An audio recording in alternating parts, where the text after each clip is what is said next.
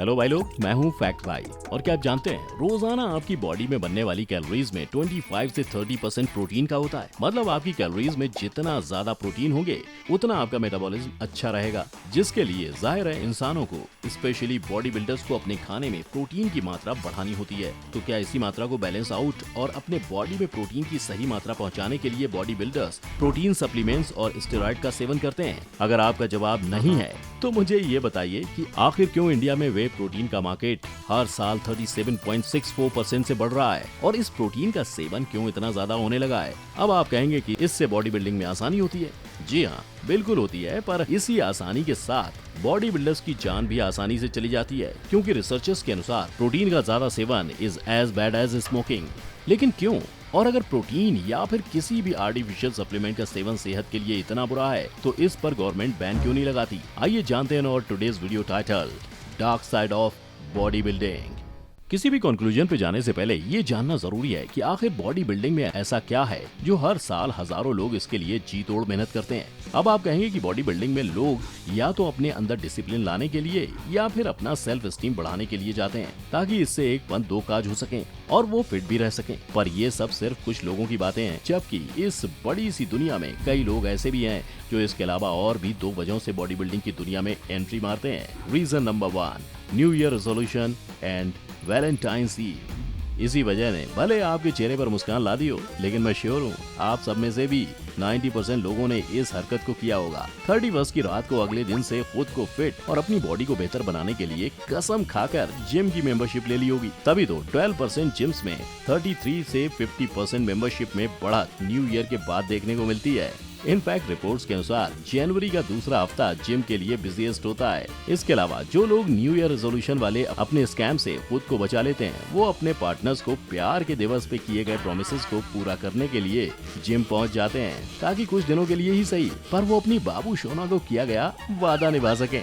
Reason number 2, inferiority complex. हम में से कई लोग ऐसे होंगे जिन्हें जताना या बताना नहीं आता होगा, लेकिन जिम में या अपने आसपास किसी की खुद से बेटर बॉडी देखकर डिमोटिवेट हो जाते होंगे और अननोइंगली खुद को इतना डिसअपॉइंट कर लेते होंगे कि सामने वाले बंदे को अप्रिशिएट करने की जगह उससे बैर कर अपने आप को अनवांटेड चैलेंजेस दे बैठते हैं। पर टेक्निकली देखें तो उस बॉडी बिल्डर को भी अपनी बॉडी दिखाने लायक बनाने में टाइम लगा होगा और उसने भी स्क्रैच से ही शुरू किया होगा, किंतु खुद से बेहतर किसी और को करते देखना कई लोगों के लिए असहनीय हो जाता है, जिसे इंफीरियोरिटी कॉम्प्लेक्स कहते हैं। इसी जोश में बॉडी बिल्डिंग में घुसने वाले लोग ये भूल बैठते हैं कि वो आम इंसान है, जिन्हें मसल्स मास गेन करने में आम इंसान की तरह 12 हफ्ते तक लग सकते हैं और एक हल्क बनने में 5 से 6 साल का लंबा वक्त। पर इतना लंबा इंतजार करना कौन चाहेगा, खास तौर पे तब जब 6 साल के काम को 2-3 साल में कर देने वाली वस्तुएं मार्केट में बड़े ही आसानी से उपलब्ध होती हैं। ये वही वस्तु हैं जिसे जिम लवर्स स्टेरॉइड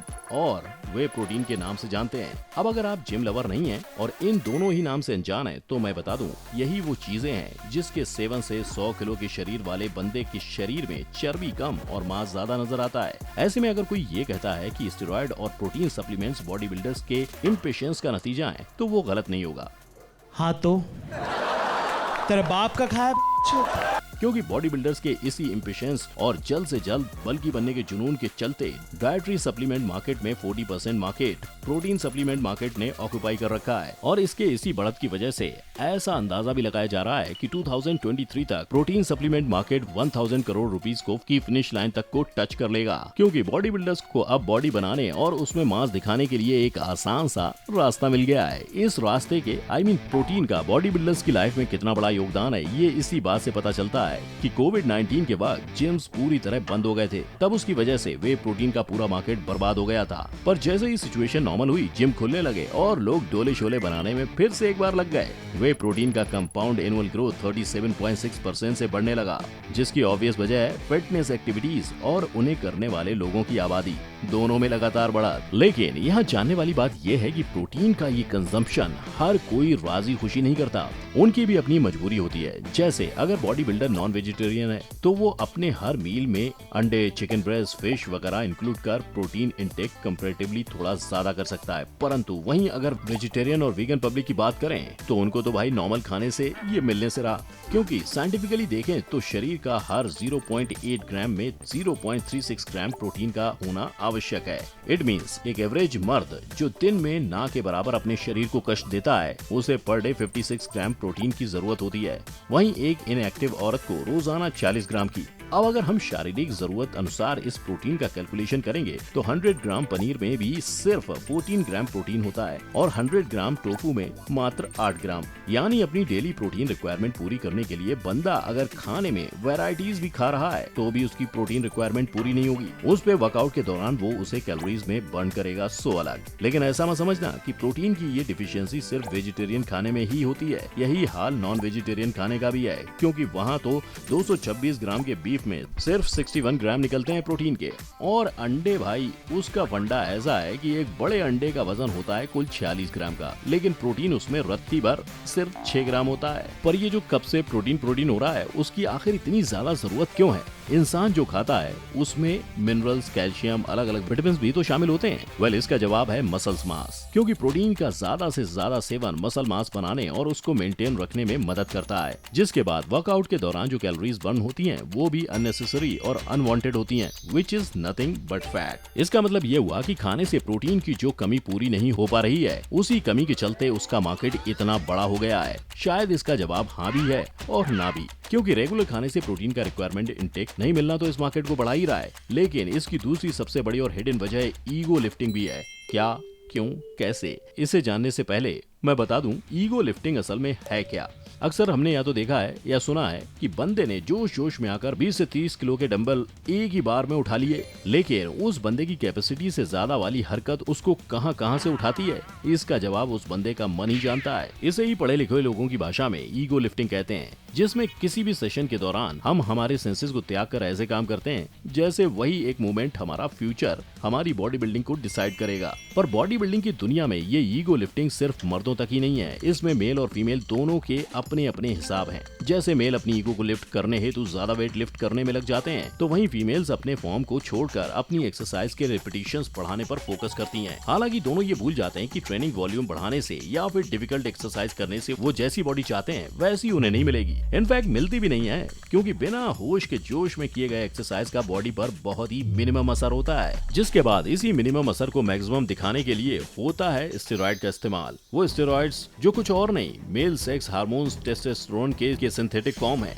जो उनके अंदर नेचुरली प्रोड्यूस होते हैं। वहीं फीमेल्स में ये मेल हार्मोन प्रोड्यूस तो होते हैं, लेकिन बहुत ही कम क्वांटिटी में। वो भी इसलिए ताकि इसके सारे फीमेल की बोन डेंसिटी और उनका लिबिडो यानी उनका ओवरऑल सेक्सुअल डिजायर दोनों हेल्दी रह सकें।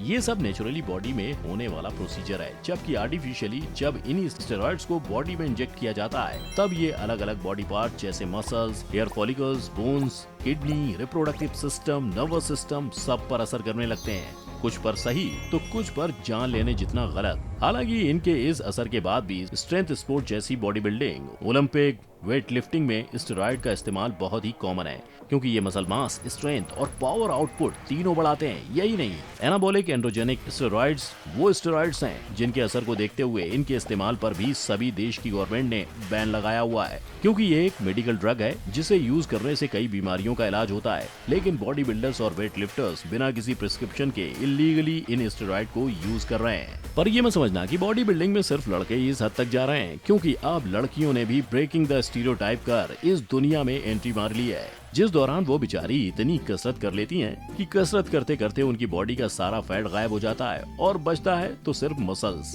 पर ख्वाहिशें तो सबकी ही होती हैं, और लड़कियों की ऐसी होती हैं कि उन्होंने जो दूसरे के पास देख लिया वो चीज उन्हें चाहिए। ऐसी ही ख्वाहिश उनकी पतला होते हुए भी अपने शरीर में कर्व्स बनाए रखने की भी होती है, जिसके लिए उनके पास बचता है सिलिकॉन का इकलौता और आखिरी जरिया, जो भले बॉडी को अट्रैक्टिव बना दे लेकिन जान को स्टेरॉइड जितना ही खतरे में डाल देता है। ये सब जानने के बाद आई एम श्योर अब तक आप समझ ही गए होंगे कि जो दिखता है वो हमेशा सच नहीं होता, पर हाँ, जो दिखता है बिकता भी वही है। इसीलिए बॉडी बिल्डर्स अपनी बॉडी दिखाने के लिए जहर तक को कंज्यूम करने लगे हैं, जो कुछ और नहीं वहाँ के चमकते मसल्स के पीछे छुपे उसकी डार्कनेस को दिखाता है। लेकिन आपको क्या लगता है, बॉडी बिल्डिंग की दिखावे की दुनिया में इस तरह से हानिकारक चीजों का कंजम्पशन करना सही है, या बॉडी बिल्डर्स को पेशेंस और अपनी मेहनत से ये सब अचीव करना चाहिए? अपना जवाब कमेंट में जरूर बताइएगा। इसके साथ ही वीडियो अच्छी लगी हो तो इसे लाइक, शेयर और चैनल को सब्सक्राइब करना ना भूलें। फिर मिलेंगे किसी नई वीडियो के साथ, तब तक के लिए जय हिंद।